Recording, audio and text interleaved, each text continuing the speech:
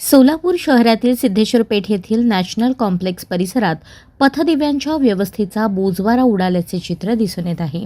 परिसरातील काही ठिकाणी दिवसा तसेच रात्रीही काही पथदिवे विनाकारण सुरू राहतात, तर दुसरीकडे अनेक रस्ते आणि गल्ल्या मात्र रात्री अंधारात बुडालेल्या असतात.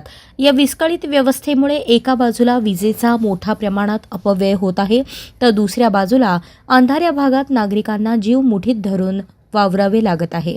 महिला, ज्येष्ठ नागरिक, विद्यार्थी आणि वाहन चालकांना रात्रीच्या वेळी मोठ्या अडचणींचा सामना करावा लागत असून अपघात व चोरीसारख्या घटना घडण्याची भीती व्यक्त केली जात आहे. स्थानिक नागरिकांनी अनेकदा संबंधित महापालिका प्रशासन व विद्युत विभागाकडे तक्रार करूनही या समस्येचे निराकरण झाले नसल्याची खंत व्यक्त केली आहे.